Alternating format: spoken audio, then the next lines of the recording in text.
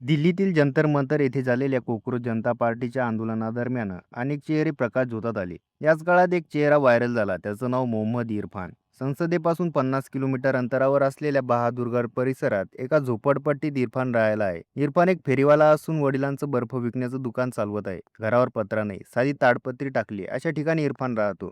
अजिबात शिक्षण झालेलं नाही, पण बोलण्यावर मात्र पकड, विचारांची स्पष्टता आणि देशाची बाजू प्रत्येक शब्दात इरफानकडून मांडली जाते. येथे इंडिया आणि भारत आहे. मी भारताची बाजू मांडतो.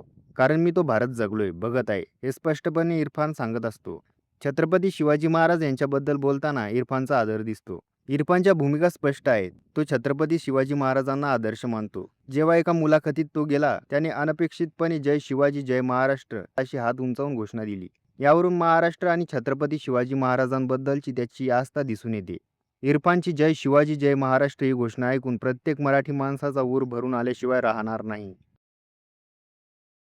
तुम्ही अनेकदा ऐकलं असेल, मुलांनी मुलीची छेड काढली किंवा एखाद्या पुरुषाने महिलेची छेड काढली. पण हे जे प्रकरण समोर आलं आहे, हे उलटच आहे. पुरुषांची छेडछाड करणाऱ्या, त्यांच्यावर अश्लील शेरबाजी करणाऱ्या, त्यांना पाहून अश्लील हावभाव करणाऱ्या महिलांनी पुरुषांचे जगणं मुश्किल केलं होतं. वाराणसीमध्ये अँटी रोमिओ टीमने पुरुषांना नाही तर 2 महिलांना अटक केल्याने खळबळ उडाली. कारण या 2 महिला वाराणसी पोलीस स्टेशन आणि मोक्याच्या ठिकाणी पुरुषांवर अश्लील शेरेबाजी करत होत्या.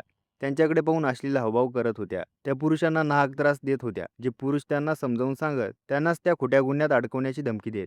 या त्रासाला कंटाळून काही पुरुषांनी त्यांची तक्रार केली. पोलिसांनी या लेडी गँगवर कारवाई केली. त्यावेळी 2 महिलांना पकडण्यात आले. रोमिओ टीमने महिलांना पकडल्याची जोरदार चर्चा सध्या होत आहे.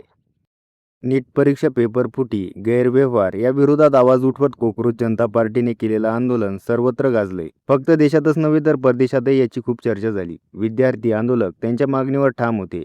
सुमारे दीड महिन्याच्या लढाईनंतर या आंदोलनाला यश मिळालं. विद्यार्थ्यांच्या आंदोलकांच्या मागण्या, त्यांचं आंदोलन यांना अनेक नेते, सेलिब्रिटी, राजकारणी यांनी पाठिंबा दर्शवला. याच घडामोडी दरम्यान आता बॉलिवूडची जागतिक स्टार प्रियंका चोपडा पुन्हा एकदा चर्चेचा विषय ठरली आहे. मात्र यावेळी कारण तिचा आगामी चित्रपट नसून इंस्टाग्रामवर तिने उचललेलं एक पाऊल आहे. प्रियंकाने सीजेपीचे संस्थापक आणि युवा कार्यकर्ते अभिजित दिपके यांना फॉलो केल्याने सोशल मीडियावर विविध चर्चा रंगू लागल्या आहेत.